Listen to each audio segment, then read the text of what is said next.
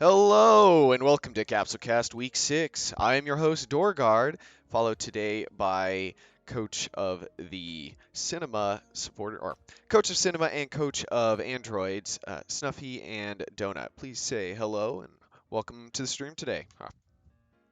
Hi everyone, I'm Snuffysam. Hello everyone, I'm Donut.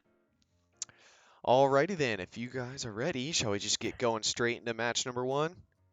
Yeah. Yeah. Alrighty then, man, this is a coach heavy week. I'm a little outnumbered again. All right, so match number one, we have Namek versus Muscle. Pretty good match to get us started with. Two teams people think are very top of the end. We had 13 versus Piccolo start. 13 quickly takes out in Piccolo. Big surprise of the match, honestly, with 13's latest performances. He transforms versus Nail. Nail takes out 13, and even old Super Saiyan Trunks for about 14k. Trunks takes out Nail, but then gets taken out by Nuova. Roshi comes in and takes out Nuova. King Piccolo comes in and takes out Broly. Broly does transform, but he does get taken down in the end. Namek winning, going to 6-0. Muscle down to 2-4. So pretty decent match, kind of a good back and forth. I think the biggest moment of the match was Android 13 having not just a show performance, but a fantastic performance, 78k, taking down late Piccolo, who many would consider Team Namek's kind of go-to closer. And on top of that, Nail even hit a 14k ult in the middle of all that. So pretty good match. So Snuffy, what did you think of this match here? Um. I think it was a pretty strong performance from Namek. They are like sort of showing why they are the top of the league still undefeated. Muscle, despite being such a strong team, couldn't stand up to Namek. One thing I will say is that I think people have been sleeping a lot on King Piccolo. I mean, I know his average isn't great, but like he's always been able to throw out some clutch performances when he needs to. So I wasn't so surprised by this 54k. Agreed. Yeah, I would definitely say this is probably the highest damage he's done in a while, but he's never been a character to sleep on, especially with how smug Beam can be. Donut, what'd you think of the first match today? I thought this was actually a very exciting match. I know in the call, when we were doing the live viewing, it was very hype moments for this match. Andrew 13, obviously the big shocker of the moment, considering last week he didn't do very well against Majin Vegeta. Um, but I'd say I agree with Snuffy there, saying that King Piccolo actually surprised me during that 54. But I think what shocked me more than that was Broly with 21,000 and Super Trunks with 38. Considering those two are kind of like the stable characters that they usually perform at least the 40k. So them not hitting that mark is very unfortunate for Team Muscle.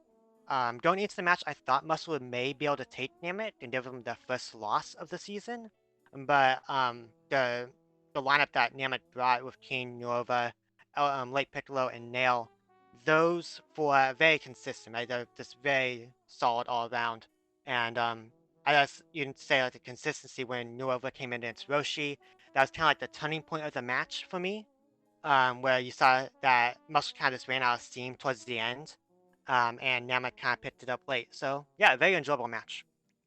Yeah, I definitely would have to agree. Broly and Super Trunks being their main guys to hit that kind of 50 to 60k every week, doing 21 and 38 respectively. I would say Super Trunks didn't do the worst performance, but Broly extremely Sure. dropped the ball. Definitely not what you're looking for when you're trying to still get some wins in a pretty competitive division. 2-4 is not out of it by any regards, but it's starting to get to the point where they're probably worrying a little bit going into matches. Did you have any other comments on that, Snuffy? Nope. I think that pretty much covers it. Yeah, did you have anything else to add, Donut? I believe is Team Muscle in your division? I forget. No, Yeah, my, there. my, my division. Then They Yeah. are in. cinemas. And yeah, so yeah, Yeah, I mean, to that extent, I am uh, happy that they lost because that means they are still behind us at the top of of the course. division.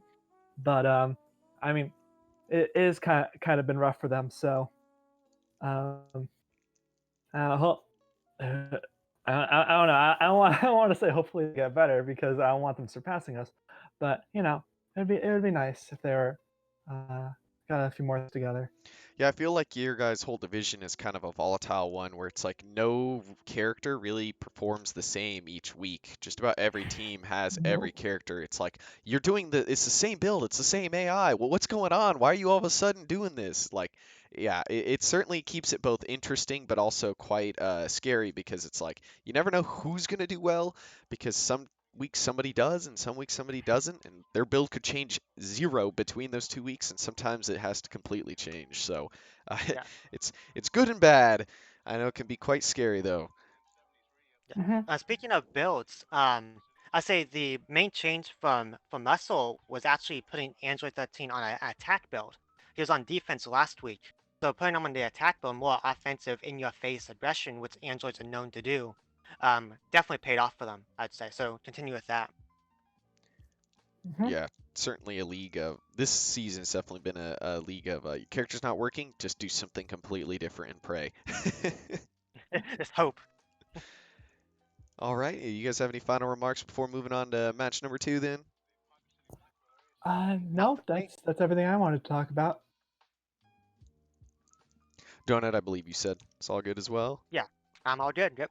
All right, let's move on to match number 2, Earth Defenders versus Cold Kingdom. Now, this one was extremely hard to predict last week, and it certainly was a surprising match. It had Metacooler versus Krillin to start. Meta pretty much took down Krillin with zero issues before Super Saiyan Mid Vegeta comes in, takes out Meta. Third Form Frieza comes in, takes out Mid. Lots of back and forth. And goes into final form, but not 100%. Tien tags in, or tags out after coming in. Base mid Goku finally finishes Frieza. He ends up never going to his final form, a rarity. Uh, Goku ends up blowing the Earth again. Gonna have to have a tally on how many times he blew up the Earth with Spirit Bomb. It is not a very good use of his ultimate. And he actually transforms into the horrifying Super Saiyan to fight Cooler, and even wins a beam struggle against Cooler for 15k before tagging out. Tien tags. Super Saiyan Mid Goku comes back in and hits a near 20k ult on Raccoon to finish him off, and then Cooler with a surprising 2-on-1 comeback to take out Goku and Tien to win with actually just a miracle pixel left, leading to Cold Kingdom winning, going to 4-2, Earth Defenders down to 3-3. Now this match was really hype when watching it live. I don't think anybody could predict with how back and forth, and as you can see by the numbers, both teams had one character that kind of didn't do anything, so it was almost like a 3-on-3 in reality, and just, I mean, you would not expect the result from watching it live, especially with looking at these numbers. You'd think Cold won a lot more handily than they did. So Snuffy, what do you think of this match? This one was kind of intense. Yeah, it was pretty back and forth. I really didn't expect Cooler to bring it back, especially with like no one to tag into and get his savior up a second time, or yeah, second time. Um, but yeah, I mean, congrats to Team Cold. Um, and yeah, sorry about Raccoon. Yeah, Raccoon kind of got unfortunate. He comes in and the planet's already been blown up thanks to a spirit bomb. So he fails a few grabs and then he just kind of like he hits like a B2 and that's where he gets that 6k combo from. But yeah, just kind of fell off this week. It was kind of just the Cooler show. What do you think of the match, Donut? I'd say the biggest disappointment for me would be Raccoon, considering he was towards the top of the stats for the entirety of the league. I think he was at number 11 or something like that at one point. So for him to fall off, despite the map, right? Usually you see like an ult from him, or you'll see it be do a little bit more, right? Do something. But he got very very much just countered by Tien and mid Goku, especially with that 20k ult, right? And it's it's hard to watch that, right? When you're a fan of him, that character specifically. But I will say that Metacooler was actually the big star of the show for me. Taking out Krillin and then doing what I think nearly 3 bars to mid Vegeta. So that was very, very impressive for me and showcased how well he can work despite having a fairly subpar offseason in testing. Um, Then obviously Kula coming in on a 2v1 against Goku and Tien. That was fantastic. Both teams had someone who spammed. Tien went 5 for 7 on B2s, and Kula went 3 for 8 on B2s. So Tien did win that matchup in regards to the B2 battle, but when it counted, Kula got that one extra one and took it from him. So overall, very close match. A little unfortunate about the map blowing up on both sides, right? Because I don't think Earth Defenders wanted the map to blow up, and I know Cole didn't want the map to blow up. So yeah, but overall, very, very tight match, and yeah, congrats to Cole. Yeah, it must feel really unfortunate that the two cinema characters on Cold Kingdom are the two that are doing super well. Snuffy, I don't know if you'll ever get your hands on any cooler variants at this point. Yeah, it's looking less likely. Maybe maybe Cold will find something really amazing for Zarbon and also the non-cooler members of Cold Kingdom, but I doubt it. I doubt we'll get a cooler.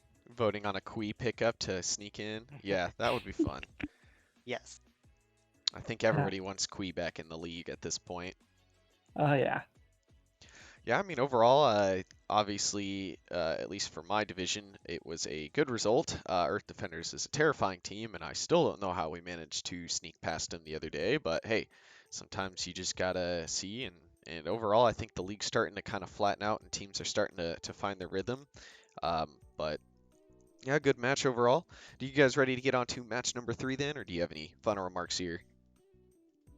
Yeah, I mean, it'll be interesting to see Krillin moving forward, because like in previous seasons he's been like a strong contender for best member of Earth Defenders, but meanwhile in this season he's the worst. So like he sort of swung back and forth between seasons before, so it'll be interesting to see how he Yeah. shakes out by the end. Krillin in 16 used to be seen as like the standard for melee characters, so Donut managed to keep his melee character still in form, but yeah, it'll be interesting to see if Krillin can refine what used to make him so terrifying. Yeah. All right, you guys ready to move on then? Yeah. Yep. Alrighty then. Match number 3. Wonder why we have you on today, Snuffy. Match number 3 is Grand Tour or GT versus Team Cinema. This is the first divisional of the week. Or I believe this is the only divisional of the week. Yes, only divisional of the week. Yeah. Certainly a highly anticipated match with GT getting back in form and Cinema being the top of the division, seeing what would happen. So we had Gogeta versus Pan to start, two extremely unusual starters, as both normally start with or both are normally savior users. Pan doing early tag, Super Saiyan 3 GT Goku coming in, taking out Gogeta and Zengaya before Fasha finally comes in and finishes off GT Goku. Pan comes back in and ults for 17k and tags again. Super Baby comes in and finishes Fasha and then goes up against Turles. Turles goes ape and Baby goes to Super Baby 2 and wins it for GT. Blue Shirt Pan being called the MVP of the match. Calling blue shirts are too strong. I would say this was a surprising match. I don't think anybody expected GT to do as well as they did with how much they struggled, being that they were 0-4 before getting to the point of winning and becoming 2-4 now. So overall was not only just a surprising match in that, but in the starters and just overall just what happened in the match was kind of crazy. It was kind of a low damage match too. For having Turles on his normal defense with Eternal Life, you'd expect there to be higher numbers and Fasha being in with the defense and stuff. But I think most people would be confused as to why maybe another sub was done to have Garlic in again. Maybe screw the later parts of the season to have maybe a little stronger, but I think Zengaya has her moments. So getting right on, Snuffy, what did you think of this match? Obviously, you're kind of the one everyone wants to hear from. Okay, so like obviously I mean we had to have Zangya in this match, right? Because she was out against Derp. So that's the one thing, and yeah, so that's part of the reason I didn't really expect to win both of these divisionals. But yeah, this is Zangia's worst performance in the season so far. Gogeta and Pan both being starters. I think we both probably did the same thing where you're like, hee hee hee, I will counter their starter with my character who's not normally a starter, and then we did the same thing. But yeah, it's been a little rough for like not our record this season. Like our record has been fine, but our characters have been kind of annoying this season, where they've been really swinging back and forth between weeks. So we're gonna try and work those out soon before our really scary divisional. Yeah, I would even say Gogeta was doing fine against Pan for the most part. Her early tag is probably what started swinging things. Gogeta had a fantastic week against Derp last week, doing near 70k. So Yeah, certainly had not, some strangeness. Both teams actually switched a lot of builds on a lot of their characters, whether it be slightly or majorly. So this wasn't what nobody could really predict the outcome once builds came out. Donut, what'd you think going into this match? Watching the match, I was very stunned. Just overall, I thought Cinema would take this not easily, but I thought it'd be a fairly convincing win for them, considering how GT was doing earlier in the season and how Cinema, as I said, top of the division, right? But I thought, GT had a good game plan. They had all the characters on form, and we went 9 for 11 on B2s. They won the Clash. They went 1 for 2 on ults. Everything sounds fantastic there, right? And I say, Fasha not being able to do even 30k was really a kind of like the dagger for them, considering you expect Fasha to do 50 to 60 on on an average day. And Turles, I mean, none of them got to the 40k, which is unfortunate for Cinema, of course.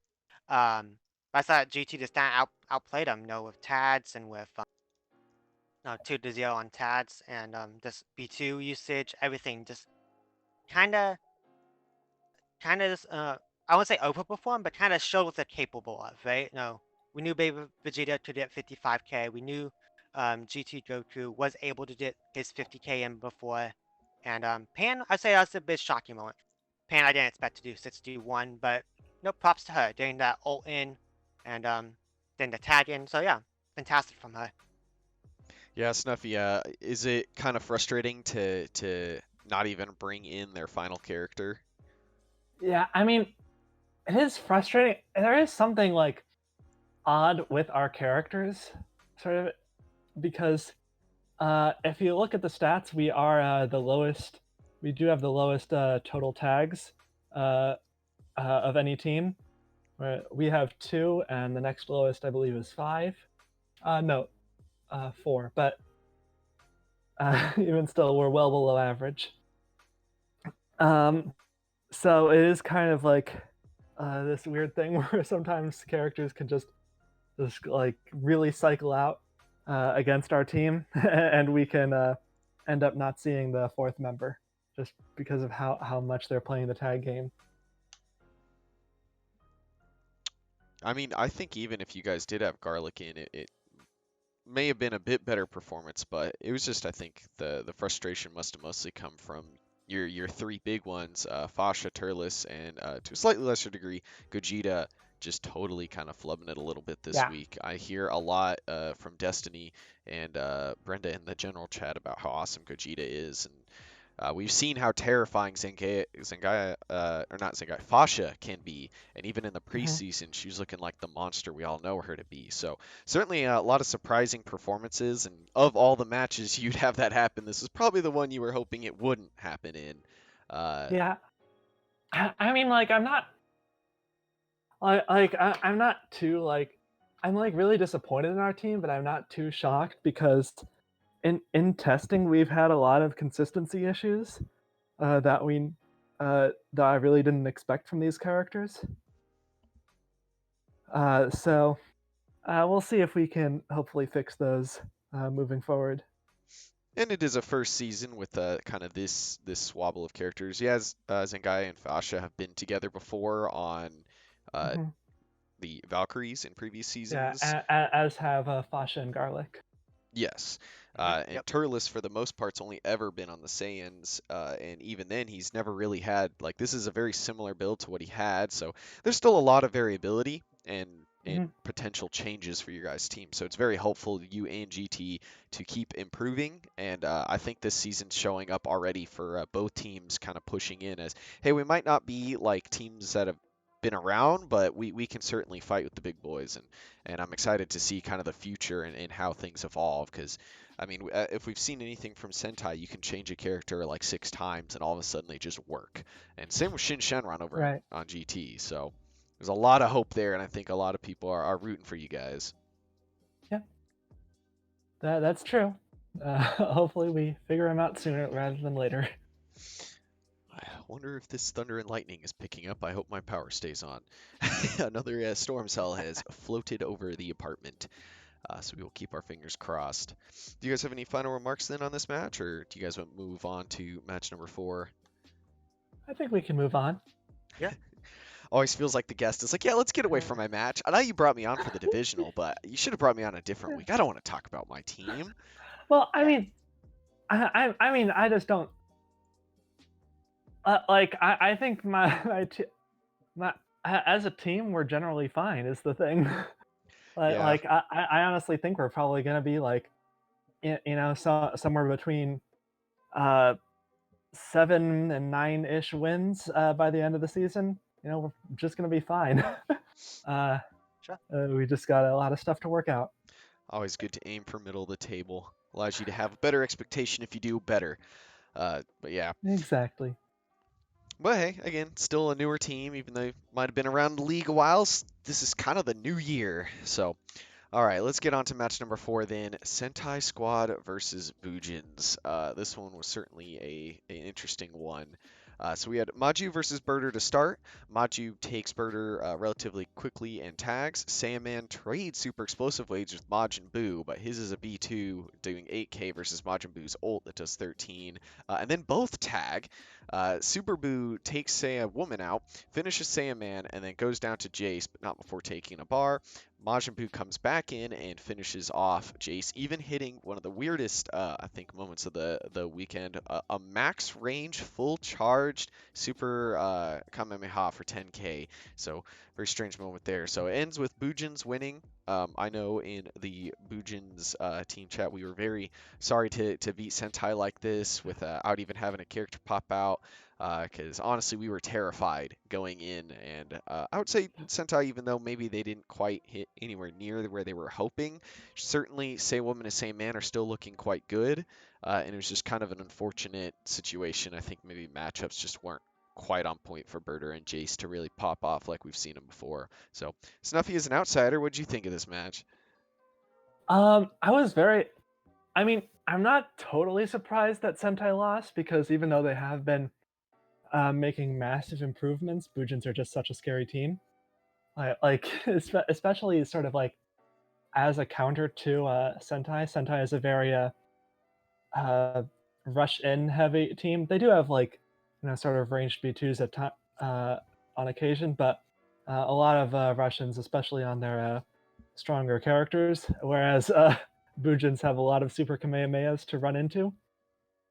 But I didn't expect it to be this big of a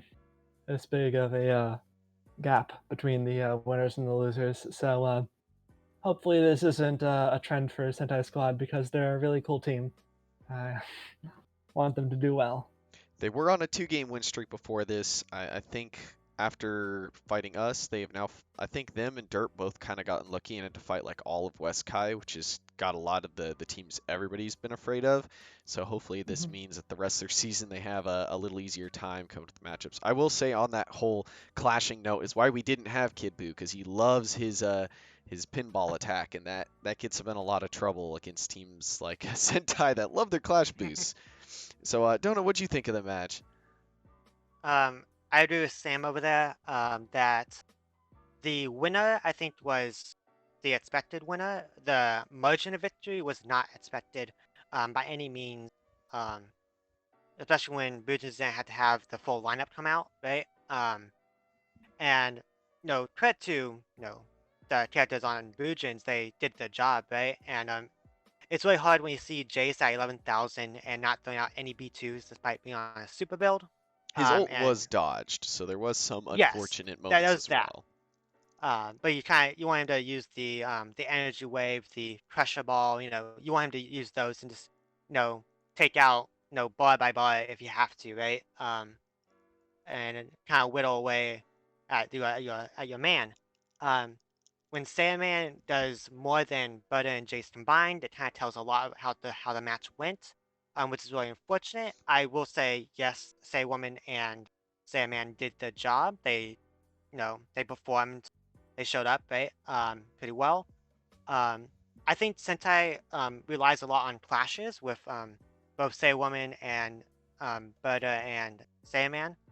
Um, and despite them not having any clashes this week, I think that was I don't know if that was a planned thing that you said, oh, we're gonna have everything, very, very far away, not to have any melee fighters really, for Buujins, and try to keep the clashes to a minimum, or if it was just RNG and Sentai. But either way, congrats to Buujins. Everyone performed over 50k. Majin Buu hit every single B2, every ult he threw out, so very nice performance from him. And yeah, congrats to Buujins. Yeah, luckily Evil Boo did not step on the field. He has a chance to still make it in the All-Star game because of that.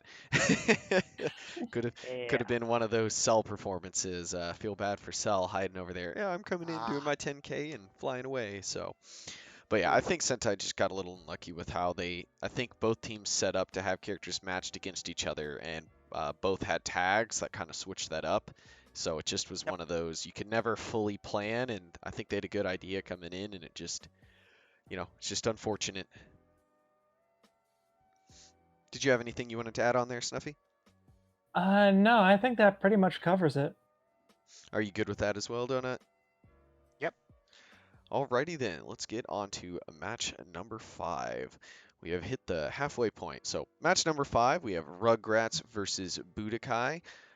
Wouldn't be surprised if this becomes a divisional here in the next season. Both very scary teams in their own rights. Nam versus Cell Jr. to start. Nam pretty easily taking out Cell Jr. before Super Saiyan Goten comes in and takes him out. Goten hits a 7k Bros Kamehameha on Goku, saying, "You are not my dad anymore." And then but Goku ends up tagging. Base early Goku comes in, finishes off Goten with an 11k Kaioken attack. Cyberman comes in and takes out early Goku, and then tags himself.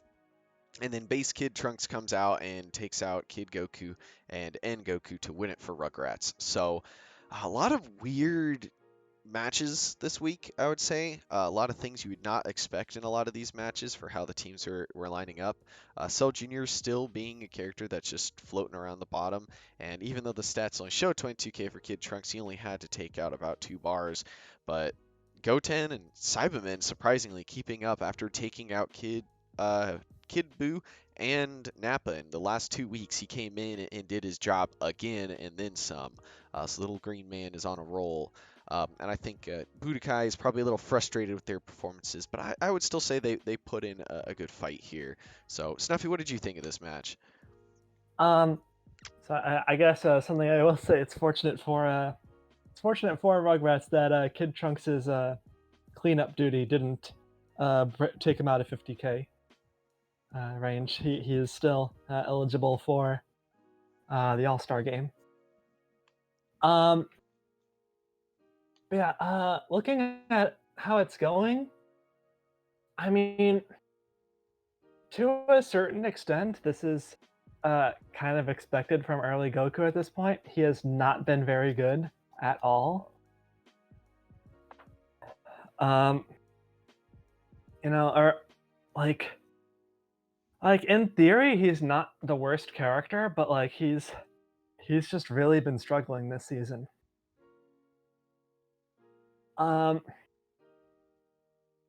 For those that are new, a lot of people know in the league that the Gokus are kind of a little bit of a meme character because some weeks they're fantastic and some weeks they're not. They're kind of considered Yeah. like a derp character, where Vegeta is considered like a star character. So that's where being a team like this, and Snuffy's referencing it a little bit, is like certainly they have their moments, but it showed today that not only did Early not have it, but so did Kid and End. So when the Yeah. majority of your team was Goku and they all pulled a Goku, it's a frustrating week. Yes. Right. Yeah. Exactly. Like the others, it was really rough because they've been doing pretty solid so far. But but like early Goku hasn't been great. Kid Goku and N Goku did really bad this week. And yeah, Rugrats still kind of struggling with Cell Jr. Not sure what's up with that. He's in previous seasons he was kind of the really scary member of Rugrats, but now he's just sort of a subpar. Well, he wasn't his alternate color, so he sent his green to Cyberman. So charging up on one guy and taking it from the other, certainly something to think about there. Don't know, what do you think of the match? For me, I thought the match was is interesting. It was about as close as I thought it'd be, right? Two very middle of the pack teams. Yeah, I expected to be fairly competitive. Cybermen continuing to shine and really just ramp up over the past few weeks, and that's fantastic to see if you're a Rugrats supporter. Not great to see if you're in the division of the Rugrats. Cell Jr. struggling a little bit, but he's being carried by Goten and Kid Trunks and surprisingly Cybermen, right? And that was without Aurelie, right? So it's not too detrimental to Rugrats at the moment. Maybe when it gets to, oh, we have to face, Cold, we have to face Earth Defenders. Maybe it's a little bit more different in that scenario. But going against middle of the pack teams, I think they're still in a solid spot, and there's time for them to get Cell Jr. up and back to his um, prime. In regards to Budokai, I actually thought there was a lot of potential. And I say that not because, oh, no, they all did around 30,000, or, Nam doing nearly, 50,000 almost. I say it because if you look at the B2s they threw out, early Goku went 1 for 7, Kid Goku went 0 for Yeah. 3. And if those land, we're talking about a whole different ballgame, right? So that I think those moments, if you can get them a little more consistent, I think there's a time where Cyberman was kind of dazed and couldn't track the opponent, and early Goku missed like 3 different Kamehamehas on him, and that could have swung the match, right? Cyberman may not got his 67,000, early Goku would hit his 40 plus, and you can say, well, Budokai, you're looking fantastic now, getting the win. But it's just how the game, goes sometimes. But I think if they can start getting those B2s to fire a little bit more and hit more, I think Budokai will be in a fantastic spot still. But yeah, I think it Agreed. was a well-played game. Yeah, But a little bit more. Yeah, go for it. I was just saying that they certainly love to put their key plus on their characters, so they certainly have the Yeah. builds there. But as you said, if some of those low, if that hit percent was just higher, certainly would have been a completely different game. Yeah.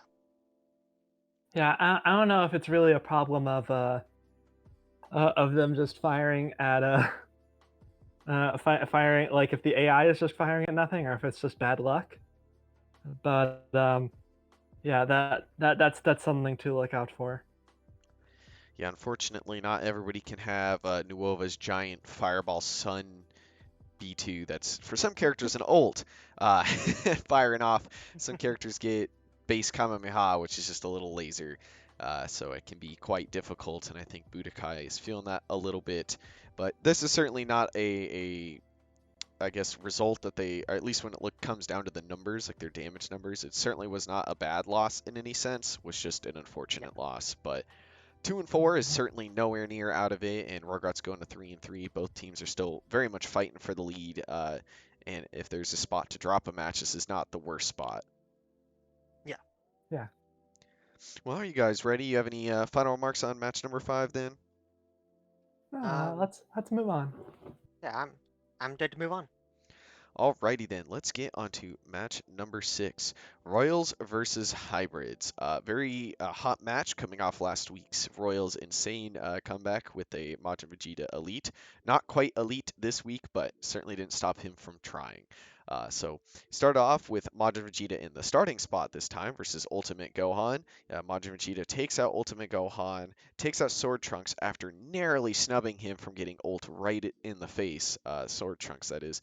And then finally goes down to a Future Gohan sexy grab.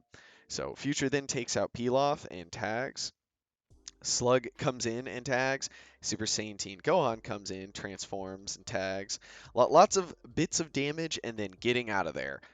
Future coming back in and blocking several B2s with an evil barrier and pushing his opponent back and finally takes out Deborah.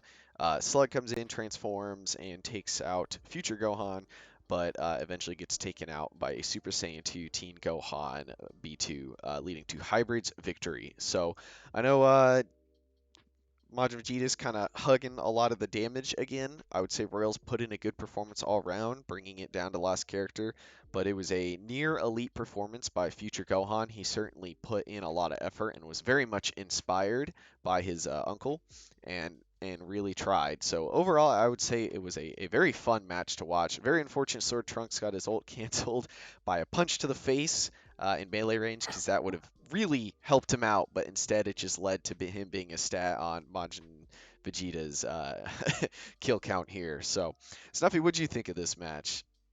Yeah, I mean it's interesting because this is like a close back and forth match, but like it was really just sort of the show of two characters. It was really just the Majin Vegeta and Future Gohan show, essentially. Sort of Majin Vegeta taking out half of Royals on his own, and then Future Gohan taking out most of the rest of excuse Majin Vegeta taking out half of Hybrids on his own, and then Future Gohan taking out most of Royals. So it's very very interesting. I mean, has Majin Vegeta been benched yet? I'm trying to Yes, think. Yes, he certainly yes? has. Yeah. Um, I think it's only been once though since we've hit yeah, the second Yeah, week 2. 5-week period. Yeah, week 2.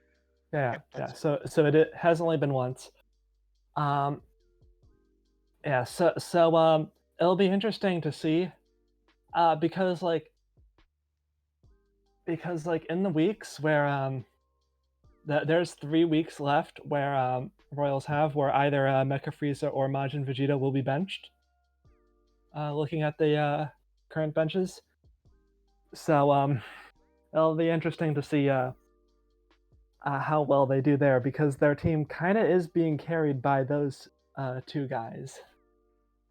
Yeah, it's surprising. I And you, think Deborah was expected to do a lot more this season, how strong he looked in the preseason. I'm okay with them dropping. I mean, we'd always love them on Buujins, but yeah, I have to agree with you and there. yeah, we sort of and we also sort of expected Slug to do better given his off-season tests. He was doing amazing in off-season testing.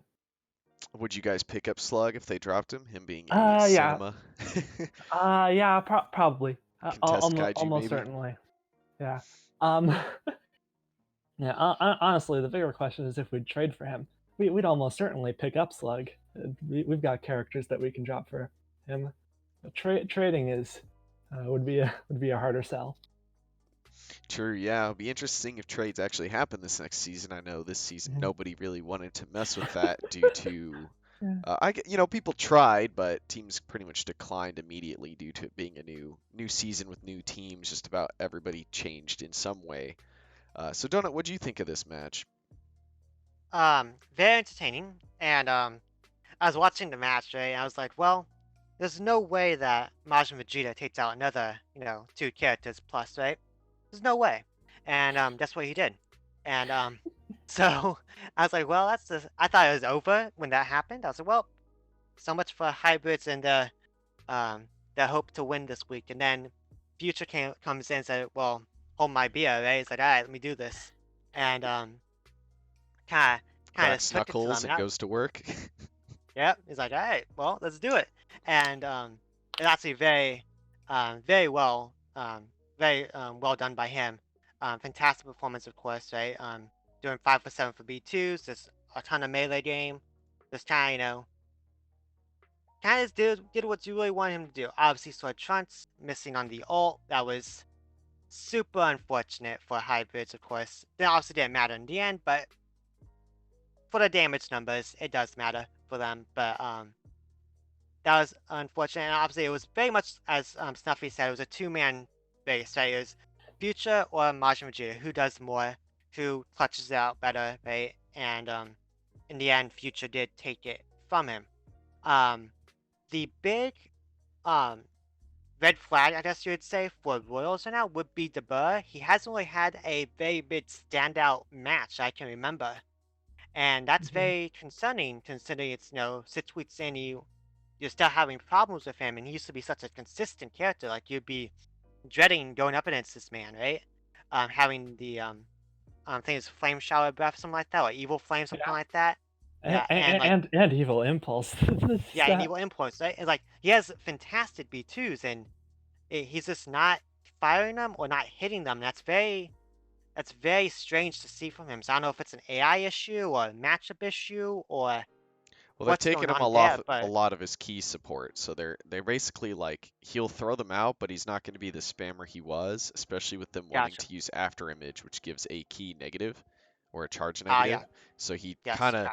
yeah, I think it's a combination of not hitting and not being able to charge him, but he's still Yes. certainly shown that he can dodge a lot with the after image Oh, spam.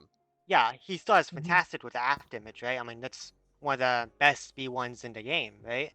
It's very concerning when you see Peel off of all characters doing more than the bird. You're like, huh, what happened there, buddy? You feeling okay? And no, not sure what to say for that, but hopefully, well, maybe not hopefully, maybe they can bench him for week 15 or something. But hopefully he can start getting back to form for weeks 7 through 14, please. Um, and then obviously, congrats to Hybrids, fantastic win, and Yeah. overcoming the Majin Vegeta hurdle. You'd have And they are hybrids are absolutely clawing for every win they can get. I think. Oh yeah, the division is very tough, so they were really hoping for this one. Certainly, yeah, they are in a brawl over here. And I would just say that as a defense for Deborah, he did have to fight both Future and Teen Gohan. So of all the people on hybrids he had to go against this week, it was kind of a rough week for him. So a slight defense, but still kind of rough when he's doing less than Peel Off, and Peel Off winning I mean, against both of them as well. Yeah, yeah. I mean, it. Yeah. The issue isn't that Deborah had a rough week. The issue is that he's had 5 rough weeks. Rough weeks, yeah, yeah. yes. It's plural, right? It's multiple, so. This is where Zengai at least looks a little bit better than him in some regards. Yeah. Got to give her Well, her dues. Yes. Sengi hasn't been doing great either. She has a lower average than Deborah, and she Sure. has not done well. Well, shall we get moving on Sadly. to match number 7 then? Sure, let's do Mhm. it. Sure, let's do it. I will take that as a Yeah. yes. Then. Yeah. That is Match number 7. Resurrected Warriors versus Kaiju. Another one where very difficult to decide on a winner, at least when guessing beforehand. So Scouter versus Videl to start. Scouter takes out Videl pretty quickly after hitting a 17,000 max power mode Gallic gun. Scouter transforms but gets taken out by Super Saiyan and Vegeta. Bardock finishes and Vegeta. Um, Ader comes in and tags. Early Piccolo comes in and hits a 20k ult, finishing off Bardock, making him the dead. Nappa comes in and hits an ult Kappa for 14k in return before taking early Piccolo down. Nappa does some tagging with Raditz to finish off Ader, and Kaijus get the win. So Raditz did not have a bad week. He just got the bad tag. Nappa chose to, instead of fighting what was left of Ader, bring him in instead. So a little unfortunate for his stats, but I think at this point Raditz is fine with being the stats monkey of the Kaiju team. Overall, there were some great moments, a lot of fun ults, a lot of big hitting B2s. So at least when it came down to Nuke, this was a quick fight for how many just explosions happened. So Snuffy, what did you think of this match? Um, I know yeah, you're I mean, it itching to was, say something, Donut, but I gotta hear from Snuffy. No, go for it. yeah, I mean, but boy, Kaiju's been, uh, pretty scary. Like, I honestly didn't expect, some of these, characters to be doing, as well as they are, at the start of the season. Sort of, I mean, sure, Raditz is below 30k average, but he's closed like a bunch of times if I remember correctly. Meanwhile, like Matt Nappa is hitting with his ultimates. Bardock is doing great as usual. Um, yeah, so very impressive from Kaiju, though I will say, uh, Resurrected Warriors. I mean, I mean, like credits where it's due. Like Piccolo and Ader tried, but like man, Fidel just could not get anything in. Vidal's had some strong weeks too, so Yeah. very surprising output from her Hmm. this week. Yep. So yeah. Donut, you have anything to say about this? Yeah. I feel like we have two teams who are very coin flippy, right? And they both put their coin flips Yeah. out at the start, right? Vidal either does fantastic or she does 10k and then it's like, well, you're sad. Or you have Scouter who does 70 plus or he does 9k and then you're sad that way. So it is basically who won the coin flip, right? And that kind of told the tale for the match as it went on. Whoever got that lead early was more likely going to take the victory. And unfortunately for Resurrected Warriors, it was Kaiju who actually did the better end of that. But to its credit, Scouter Vegeta, very good performance, taking out Videl and doing a ton of damage to and Vegeta. And then Bardock obviously cleaning up and doing his doing what he needed to do, right? Disappointed in Nappa for sacrificing Raditz at the end there. That was uncalled for. Um, um, but yeah, still very good match from Kaiju. I think everyone did what they needed to do. Did the 40 plus. Disregard the Raditz obviously on his stats there. Then I'd say Vegeta, I don't know what to say about Vegeta. I feel he has a lot of potential to do his 50 to 60 every week, but every week it's almost like, well, he did 30,000. That's something. That's okay. You know, it's he hasn't shown his like full potential, right? And I'm kind of sitting here waiting for that pop off moment from.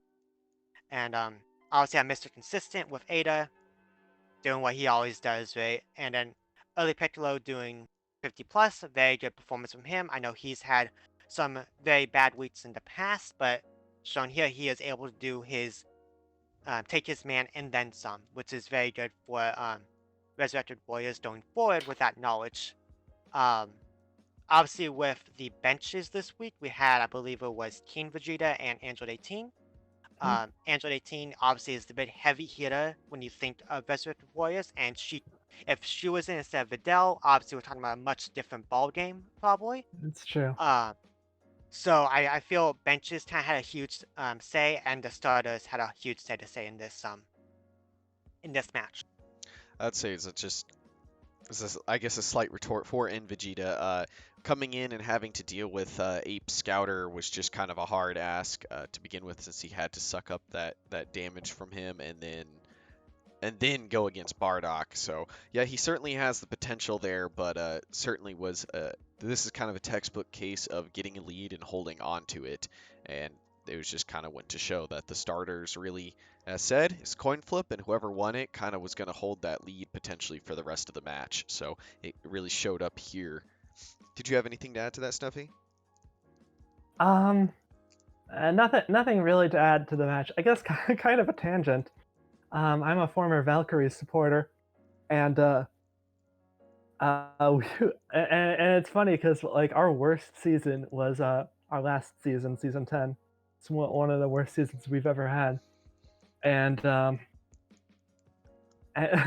the very next season, Android 18 jumps up to number 2 in the league. Aurelia is number 8.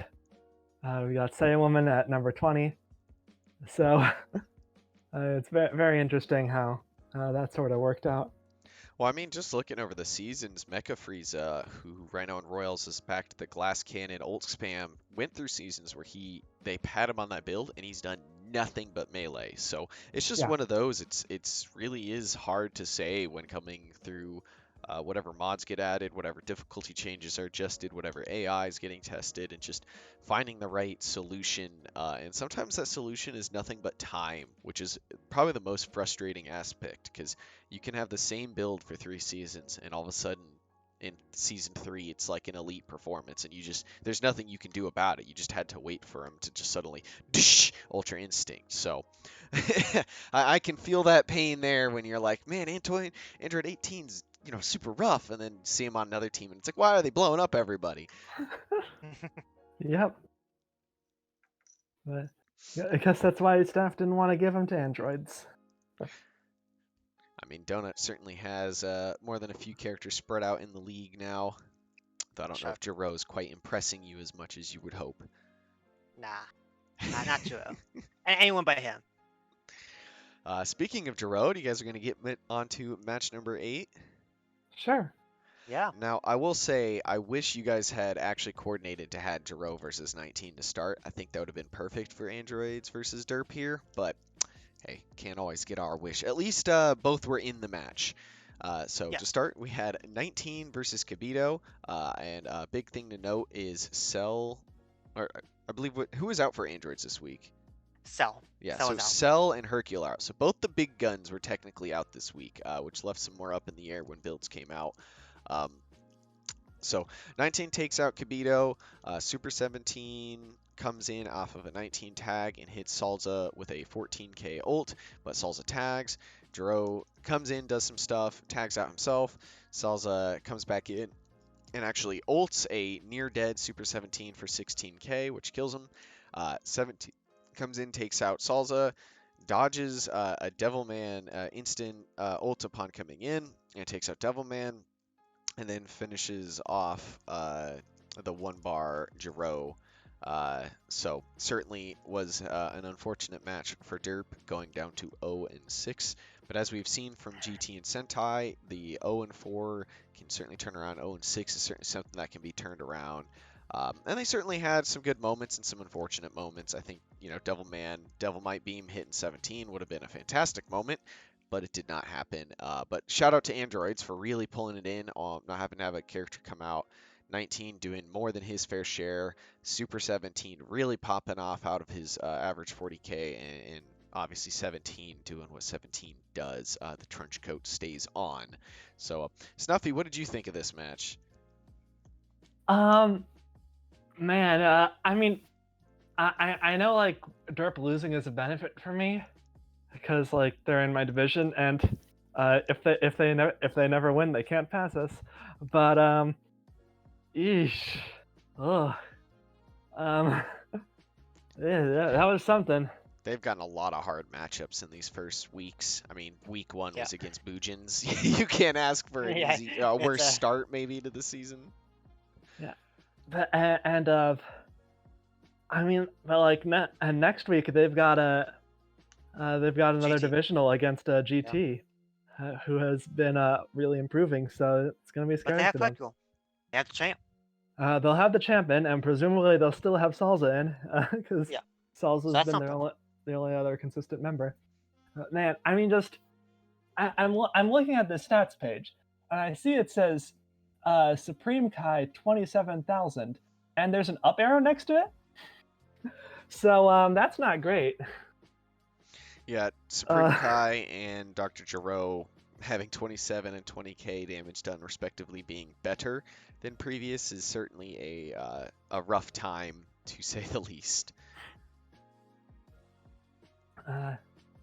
So yeah, but congrats to androids. So before yeah, Donut's ego pops,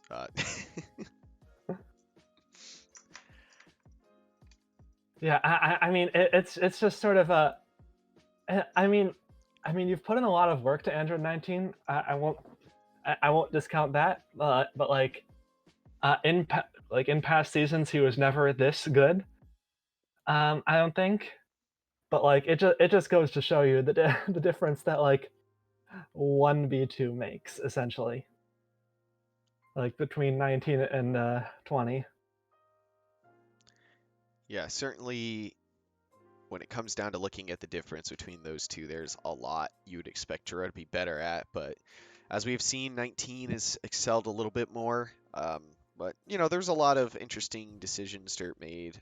And I think if they can get Budokai back on to his melee supremacy that he used to have, things will change. And Salza and Hercule have been doing well. It's just getting that third member to help him out. So, Donut, what'd you think of your own match?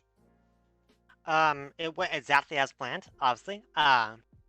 But we took a gamble on 19 actually this week, putting him as a starter with a boost.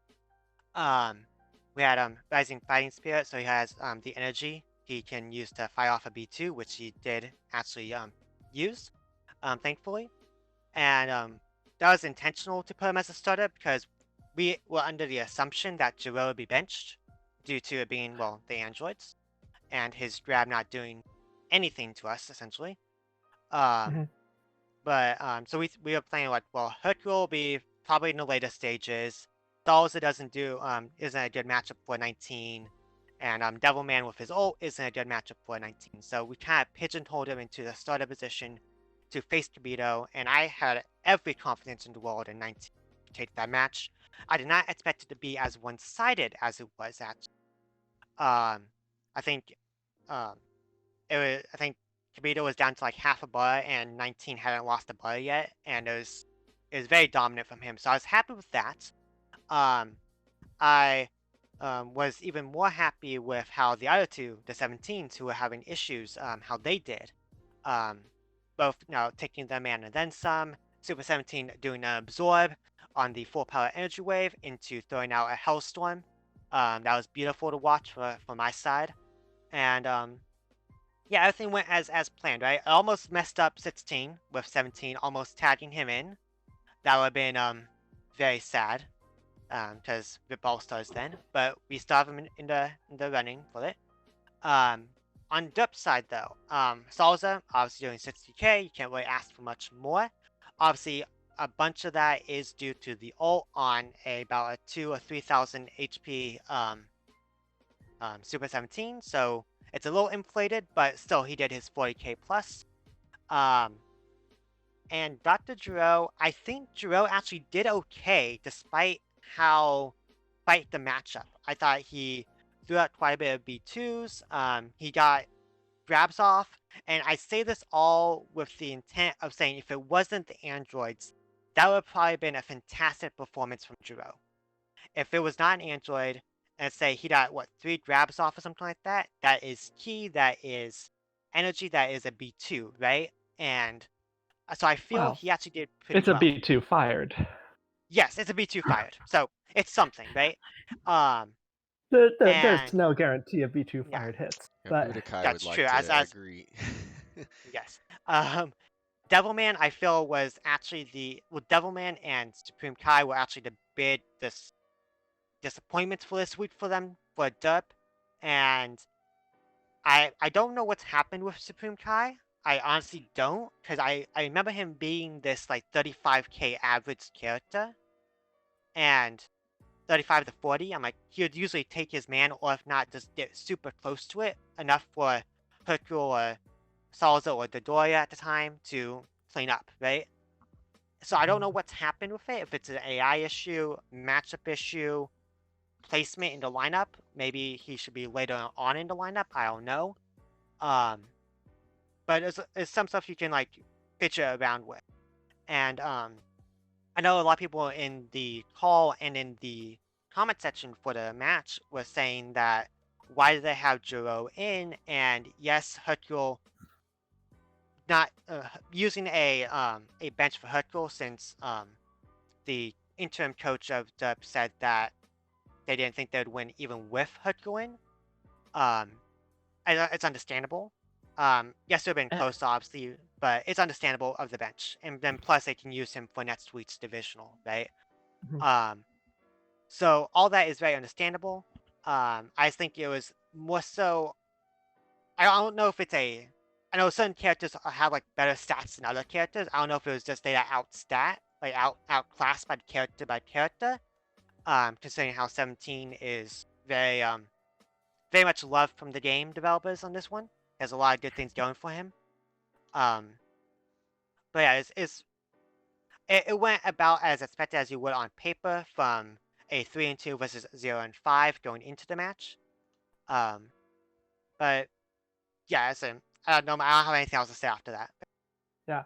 I mean, so like something I'll say about like Derp's bench is that like what they have a divisional next week, and like it had benched Jiro, then like it would have been basically locked in who they're bringing in, like because Yes. they're near guaranteed to bring in Hercule and Salsa. They'd be like it would be not be in my opinion a good decision to bench either of them for the divisional.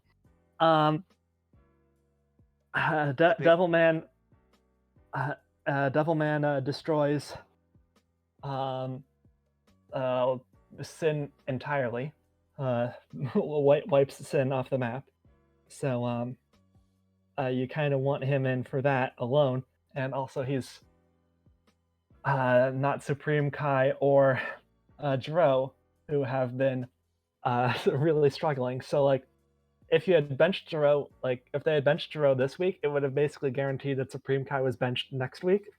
And, like, they don't. I think it's kind of a dangerous game to be that predictable. Yeah, the Yeah. way Fiora explained it to me last week is they kind of are at the point where it's like whenever they bench Hercule, it's always like, oh, why'd you bench him this week? And it's like, well, he's got to be out at some point, and Yeah. if it's against a team we think we have a lower chance of winning anyways, it's Yeah. like you don't really lose anything because if he's in and you lost, this is the same as if he's out and you lost. So you kind of just Yes. have to take your beats when you take him, and I think that's what the plan was this week. So I don't want to beat a Mhm. dead horse into submission, but it's kind of it's kind of a lack of stuff to say, unfortunately, on this match at this point. It's kind of it's kind of it was just unfortunate. Yeah. Well, are there any final remarks, or are you guys ready to get on to the power rankings and tier lists? That's it for me on this match. Yeah. Let's move on. All right, dead horse has been beaten.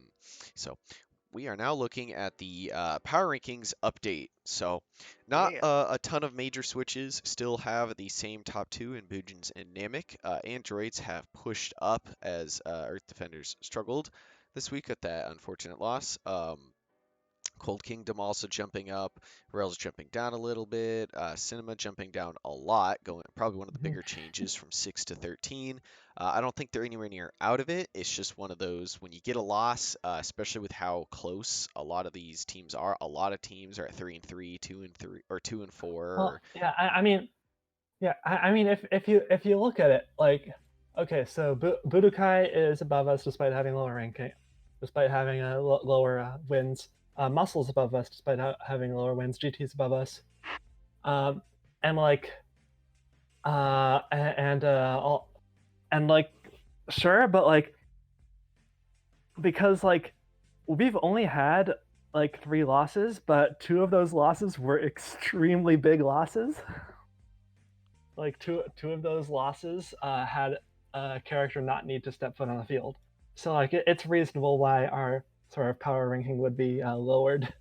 yeah, as a reminder, for those for seeing the power ranking, it's mostly based off of the performances of the characters on the team in for the week, adding together. So you get a lower score the higher up. So if they're closer to being number one, it's a lower number.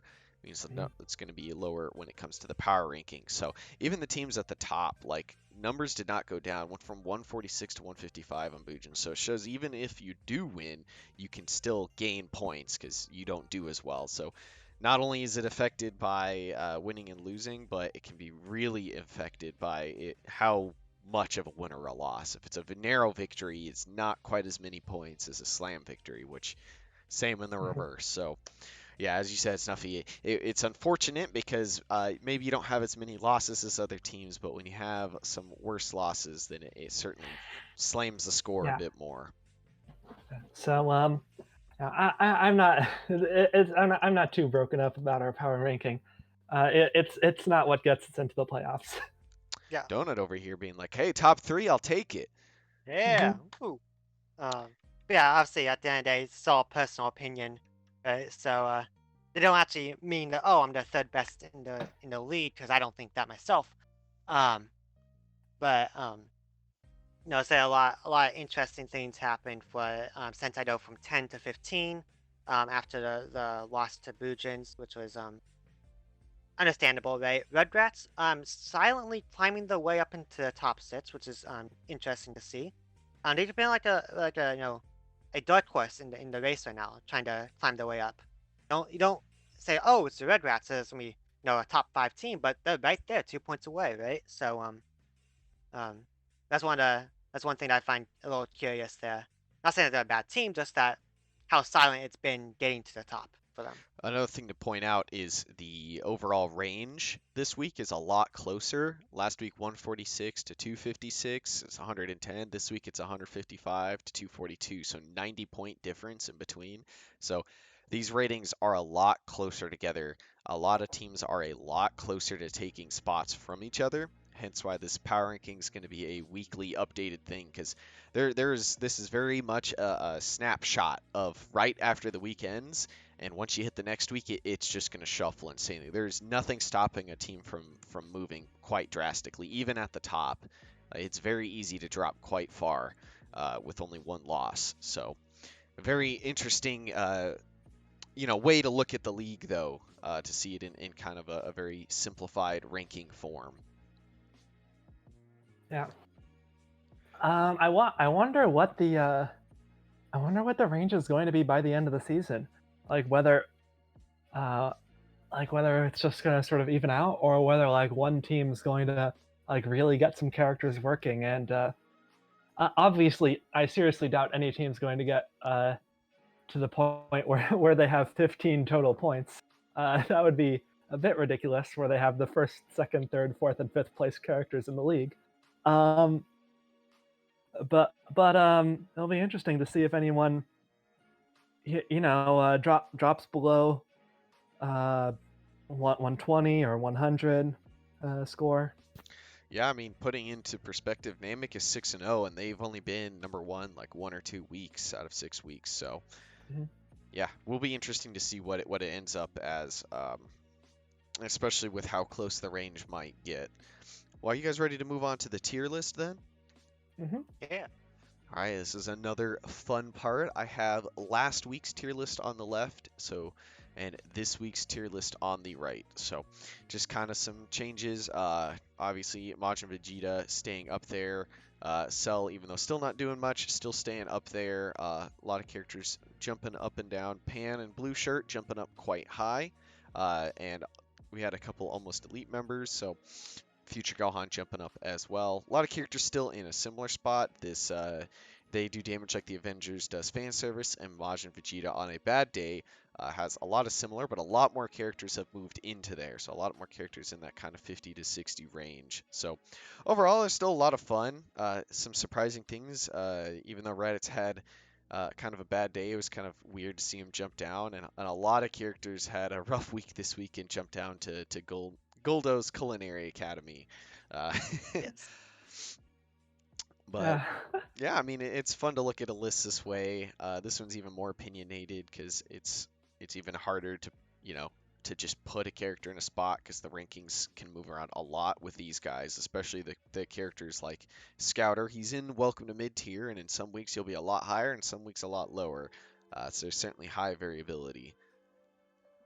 Yeah, I mean, it's interesting how we're sort of rated where we've got Gogeta in low tier Majin Vegeta tier, and given that he's well, I mean, he is the third best on our team, but he's also the third worst, which I guess is reflected in the tier list. But like, he's kind of got the base moveset of a Vegeta, but the brains of a Goku.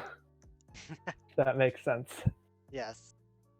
Is a So, fusion character. Certainly represents both sides quite well.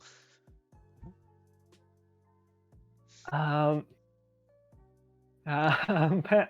jumping up kind of hurts a little bit, blue shirt Pan, but it's I mean it's been really scary whenever she does well. Yeah, there's certainly a lot of variability, but a lot of the characters are floating around in the middle spot. It's always interesting to see who jumps really high up and falls really down low. And this week was a week certainly where a lot of people kind of got out of that mid tier and either moved to a little higher or a lot lower. So it'll be interesting to see next week if some of these characters, especially ones we know that can do well, like Videl, see if they can kind of jump back up and get into the groove of things, or if they continue to sit down there. Poor early Goku, 2 weeks in a row now at the bottom. Hopefully he can pull himself together. He's got a lot of training in his future though, so a lot of opportunities to jump up. He's in the academy. He's learning. He's training. That'll be great. I mean, So, Sword Trunks trying to break his meme. Yeah, I mean, he almost did it. Didn't he have like a good week? Yeah, he had like a 50K the other week. Like 2 weeks ago, something like that. Yeah, he hasn't been the worst character, but he certainly has been a very high variability where it's not in a middle range he sits at. It tends to be on one extreme or the other. And Right. sadly the upper extreme is like 45K. Yeah, it's like when he does well, it's like, oh, like you have like some like cautious optimism towards him. It's like, oh, he did good. Then you just know in the back of your head, it's like, oh, he's gonna do like 10K next week, isn't? It's like you just had this like feeling that he will, and that's kind of Sword Trunks, right? In a nutshell. Yeah, and as you can see, the reason why people fear Buujins is most of the team is in the Majin Vegeta on a bad day. Yes. So unfortunately, and you can kind of see there's other teams. Namek, who's 6-0, they have 2 in mid tier. They have a character in the equivalent to Derp's schedule strength. They got a character Majin Vegeta on a bad day. So a lot of teams kind of fluctuate about. And again, this is a snapshot in time. You look at other weeks, and even teams who are winning look a lot worse because they tend to have a much more average day. So another just fun thing to peek at and see, and you get to see these a lot sooner and a lot more often if you are on the Discord, so always feel free to join and be a part of the discussion, and that's why we get all these meme names instead of S through F tier, because that's just a little too ordinary and boring for Dragon Ball Z League. Yes. Well, would you guys like to get on to the predictions then? Yeah. Yes, that's what everyone's here for, right? Right. All right, yeah, the biggest point. And no, I'm just joking here. So, moving on to week number 7. Match number 1 is Royals versus Buujins. So, outside of being a Buujins supporter, I think it's just kind of a battle of giants, and seeing it would be hard pressed to see Majin Vegeta out, and Mecha's coming back in, so it's probably going to be a battle of who can nuke the other one. But as a Buujins supporter, I got to give it to my own team. Yeah. So on the other end, Kid Boo's coming back in. So this is true. He could very easily drop a big gumball on everyone. Who's home? Is it Royals? It is home Royals for Royals. Yes.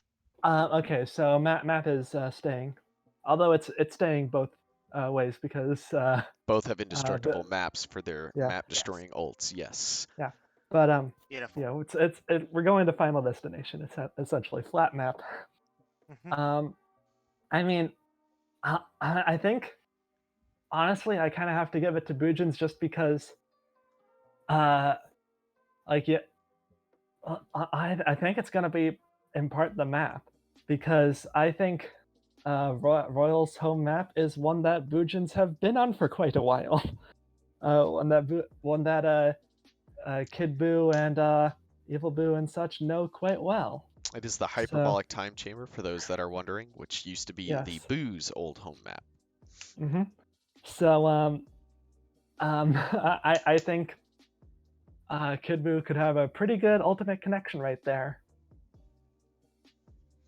So that could be pretty scary.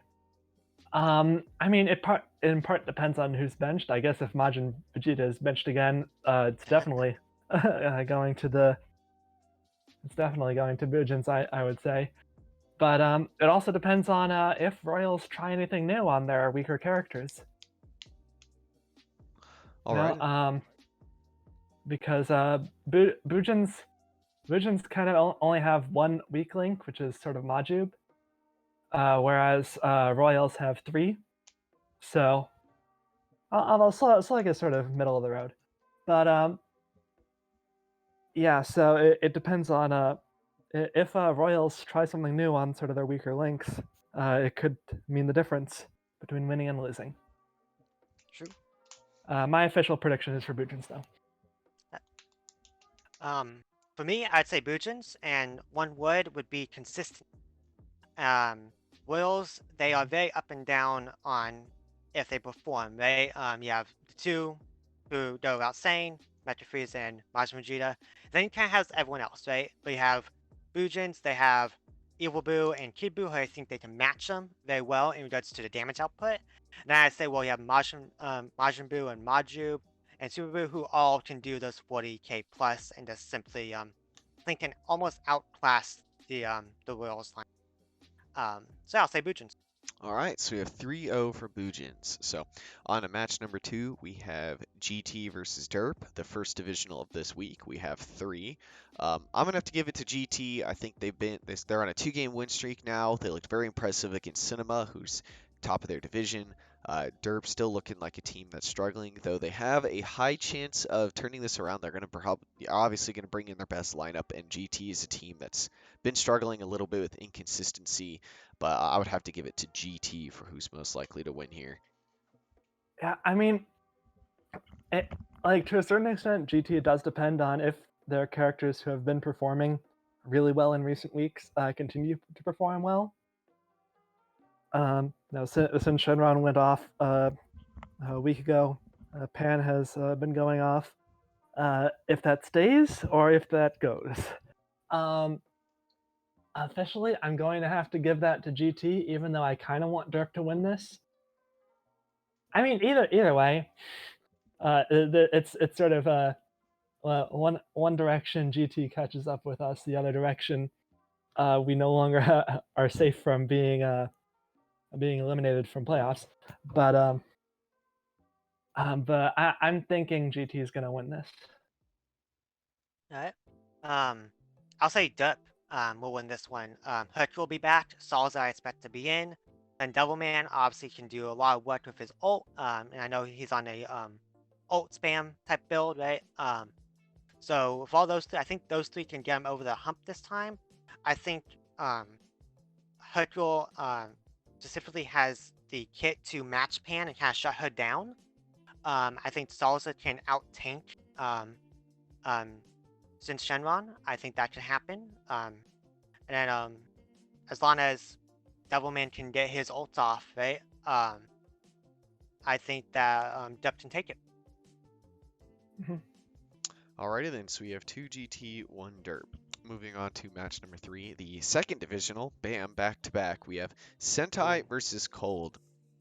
I'm going to have to give this one to Cold. I think Sentai has become a strong season as the team's gone on, but Cold has not lost their grip on the top of the division yet, so it's going to be a hard hill to climb, and obviously they're going to be having King Cold come back in, who, though having a bad week against androids, is still a very difficult monster to handle, especially in the melee department. So giving this one to Cold.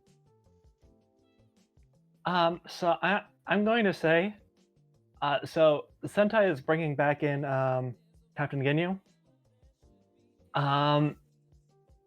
Like, I'm not underestimating King Cold.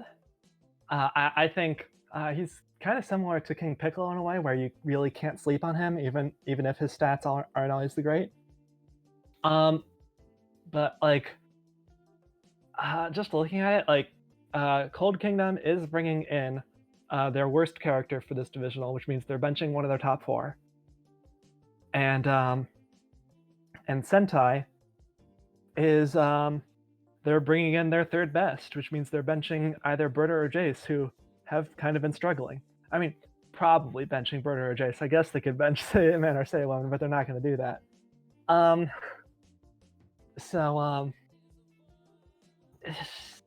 yeah. Honestly, I think Sailor Woman and Saiyaman could go off. I think Captain Ginyu could, clean up a little bit, and I think Sentai Squad could take this. I'm gonna give it to Sentai Squad. I'm gonna say Cold actually for this one. King Cold's coming in and Ginyu's coming in for Sentai. I expect Rikum to be benched since we'll be on the Frieza ship, right? So I don't think we'll see those 10K performances this week for Cold, and I think just the overall characters I just feel are more settled, right? They kind of know what they are. They know the niche. They know the build and all that. And I feel Sentai's a little experimenting still with Berta and Jace, and to an extent, Ginyu. He's been on attack. He's been on defense. He's been a little bit everywhere. So I would say Cold with this one. I feel they're in a better placement. Alrighty then, so a contentious one in the end, but a divisional nonetheless. Will be certainly interesting to see the results. Moving on to match number 4, we have Rugrats versus Cinema. I think this one's going to be an interesting one, just due to both teams having characters that are randomly problems, randomly not. But I think Rugrats just have that slight consistency right now, where they really only have 1 or 2 characters they're messing with builds on. So I would have to give it for Rugrats over a slightly shaky Cinema. Okay, so does this go live before or after builds are revealed? After. This goes After. live on Friday. Okay, so specifically after. You all specifically wait. Yeah, we Yes. wait until the builds are in. Yeah, okay, wait until the builds are in. So I'm going to say that this is our first Fasha bench.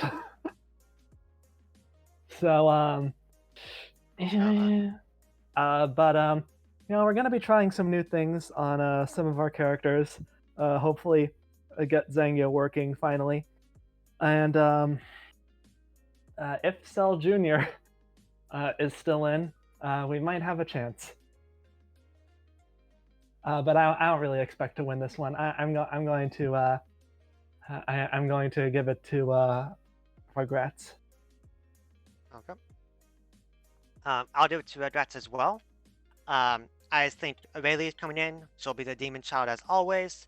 Cyberman has really just come into his own over the past few weeks, and as I said earlier, Cinema has kind of had up and down moments, and especially with the news of the Fasha being benched. Yeah, I'll give it to Rugrats for sure on this. All right, surprisingly, we have a 3-0 for Rugrats. That certainly is a match in which you never know it'll happen. Both teams have their hiccups. So moving on to match number 5, we have Earth Defenders versus Androids. I would say, this is, even though Androids have been struggling a little bit, they have certainly shown they are still more than ready to fight, and I think this is going to be an extremely close bout. If it's a blowout in any way, that would be a very big surprise. And I think Earth Defenders don't have a divisional for a good bit, so they have no worries of having certain characters out right now. So I'm going to have to give it to Earth Defenders, but only just barely over Androids today.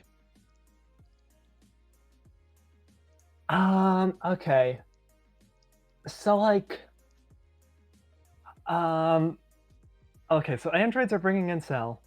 Earth Defenders are bringing in Yamcha. Both, surprisingly, kind of equal characters. They both have been. I mean, Cell's been Cell. I mean, okay, granted, Cell's closed a couple times, so his numbers are kind of messed up. But Cell's been Cell, and Yamcha's been kind of on a roll. Yamcha has also been Cell. yeah. Yamcha has also been Cell. And Edie is on home map. I mean, but home map, home map is they're on Mount Pazu, right? Home map's a water map. Yes, there's water on that. So I'm gonna give it to androids. I think Mount Pazu is gonna screw him over. And before Mount Pazu map is gonna switch to specifically. Oh and yeah, before map I mean, swap. hey, I mean, if it's a while before their first divisional, they might map switch. And honestly, that wouldn't be the craziest idea. If they do that, I'd give it to Earth Defenders. But without it, I think Mount Pazu is better for androids. All right, and Donut. So for me, well, androids. I don't think anyone's Earth surprised Defenders by heard it. that. All right, on to Yeah. So yeah, Stella's gonna be back in. And Yamcha's gonna be in, and we have a plan to take care of that. We already have multiple different iterations of builds we've been through, and we've been prepping for the past 4 days on it. So I think we're going into this one fairly confident. We have the as I said, the map is a little bit on our side with the water if we can get down into that area. And there won't be any map blow up, I don't think, unless it's on their side. So yeah, so I'll give it to us. I'll give it to us. Cell's on you in. He'll do his thing. All right, yeah, trust me, I would like it if you guys win. I do not need a team scratching at our throat right now in West Sky, but it's just We'll do our best. yeah, we will see. The spirit bombs tend to blow up the map, so we'll see if that is in. All right, on to match number 6. So real quick, it was 2-1 Androids to Earth Defenders. So match number 6, Resurrected Warriors versus Budokai. I think both teams have been struggling a lot lately, especially with looking at the tallies for this week. I initially said Budokai, but after going through and remembering who kind of was in, I think I'm going to have to give it to Resurrected Warriors with 18 coming back in. Team Pseudo Goku was just struggling a little bit more than I anticipated when initially looking at him and going back through stats. So I think Resurrected Warriors might just sneak this one out with 18 coming back in. Yeah, I'll have to agree there. Cyborg Tao is coming back in on the Budokai side, and like, well, by definition, that should mean that they win by default, I think. But Can't lose. can't lose. But well, I mean, if early Goku is benched, then I could give it to Budokai. But just comparing off of that and it being sort of a home map, home field advantage for Resurrected Warriors. And with 18, and yeah, I'm gonna give it to Resurrected Warriors. I think they're going to. I think 18 is going to do some ridiculous stuff. I think one of their other characters is going to do something good, and then Budokai is not going to be able to come back from it. I'll say a W as well. Resurrected Warriors will take it. 18 and Ada, I expect to carry this match. And maybe with some help from Vegeta or the Piccolo, one of those two. Yeah, I just think 18 will be a big game-changing factor in this. Getting off, one or two ults. I think even if she just comes in and does 50k, that might be enough to swing it with how good Ader and early Piccolo have been in latent times. They really just need whoever their other member is to do an average performance, and unfortunately, I mean, it's hard to say because that's I mean, it's hard to say because it's assuming Ader and Piccolo are both in. Yeah, but even with one out, but I think 18 alone plus one of those two, yeah, I think that's just very, very strong. Agreed. So 3-0 Resurrected Warriors over Budokai. Moving on to match number 7, the third and final divisional of the week. Namek versus Hybrids. I believe this is Namek's first divisional, so their first big test against another team. And Hybrids, although dropping to the season, have certainly looked more than the part with a near elite performance already. So I'm giving it to Hybrids. I think Namek's been good, but they've been very spread out good. And hybrids, they're obviously gonna have future, and they're obviously gonna have Sword Trunks They're obviously out. not going to have Sword Trunks Yeah, out. Yeah. and Kid Gohan's been incredibly well, and Teen Gohan certainly not look like he's dropped off anywhere. Certainly not getting the numbers to look as fantastic, but he's not hit under 40K very much, unless it was because he just didn't have much health to take. So I'm gonna give it to hybrids, hoping Namek cannot be undefeated forever. Yeah. I will say like the Sorry, fact that Oasis. Ultimate. Yeah, I will say the fact that Ultimate Gohan has been sort of dropping off as of late is kind of worrying on the side of hybrids, at least because like, I mean, obviously they're gonna have him in because the, they have to bench either him or Sword Trunks, and it's not gonna be Gohan. But yeah, with sort of like Future and Teen alone are just like so powerful, and Kid is so consistent. Um, let me look. Tambourine is coming in It's going to be for Namek. Nail or King Piccolo that's probably going out. King Yeah, Piccolo's now our struggled as King. well. So, yeah. Yeah. Um. Probably Yeah. King I mean. Piccolo based on average, I'm pretty sure. So we'll have to that's where it's like really hard to say because Namek's such an overall average team. They just do it Mhm. so consistently that they win. Yeah. Okay. My prediction is that either hybrids win or Nova Shinron pulls a repeat of what he did of that one time he faced a team of Gohans. I heard hybrids win. We're not going to go into the second statement. Yeah. Yeah, but I think hybrids probably win, but there's also a chance Nova Shinron. Oh, boosts throws will out- be throw- used. Both teams throws- like their boosts, so this will be That is true. there will be boosts as well. So it's a hard one to predict. I can feel you on that one. And Donut, what do you think? Androids? All right, on to Met. Yeah. My initial thought was Namek. I'm like, there's a reason they're 6-0. There's a reason they're undefeated, right? They do what they have to do to win. And now like, well, hybrids has so Trunks more than likely out, right? That's a big factor. So with Sword Trunks being out, in my thought process here, I would give it to hybrids on this one, just because I think that 4-man roster is better than what Namek's 4-man roster will be. Especially with late Piccolo struggling as of late, I think it will go towards hybrid. Slight note: Namek has a second individual the next week against Buujins, so they have to like be very careful with who they take out. That's rough. Yeah, it's definitely hybrids then. I mean, like Nova's gonna be in both, and I think he could like pull out a miracle. But yeah. Yeah. Like Nova, if anyone's gonna do it, it will be him. Yeah. Mm-hmm. All right, so we have 3-0 hybrids, but man, this will be a contentious divisional to see. As all, I mean, I think all of the West-Kai ones have come down to like half a bar, so it'll be an interesting one. A lot of divisionals in general have come down to super close, so this week having 3 is going to be a lot of fun. I can say the stream will be very hyped. Please join in on the general chat to join us when talking about it live. All right, so match number 8, the final match, Muscle versus Kaiju. I wish this was on Kaiju's home map so we could see the big boys versus big boys. Now, so far, if you're looking at the graphic I have up, the home team has lost every week in the final match. So technically, Kaiju should just win.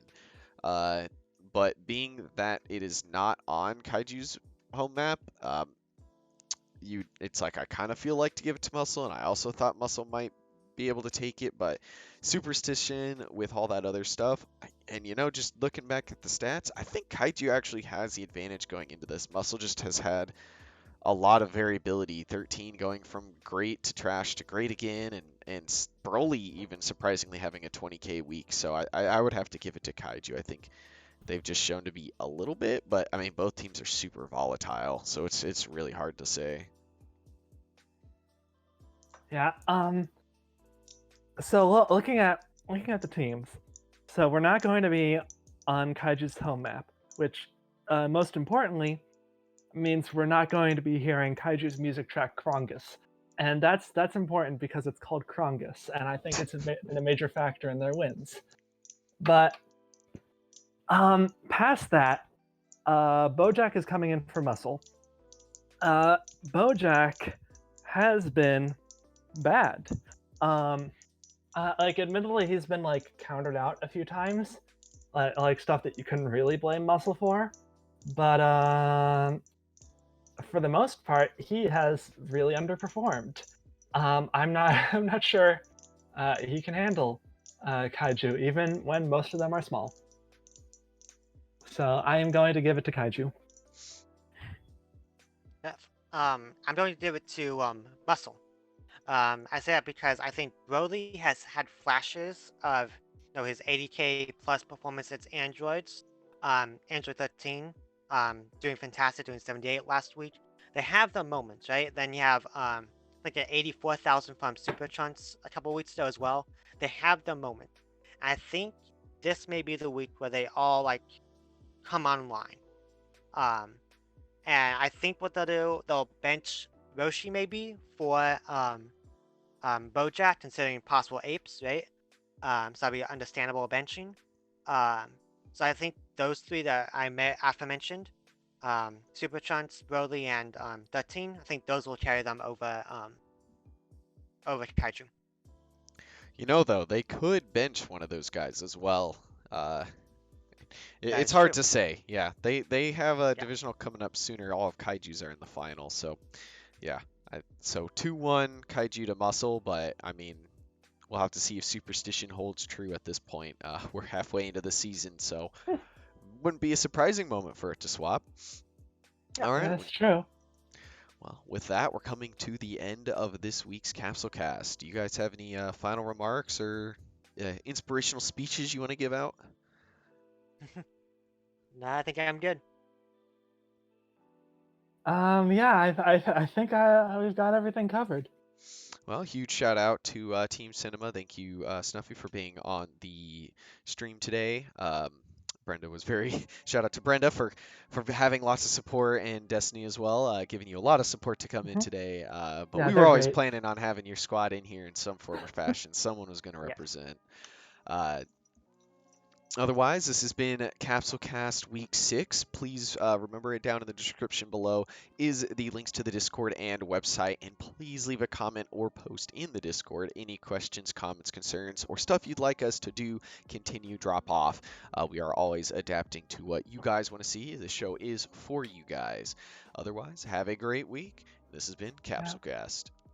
Bye-bye. Bye, everyone.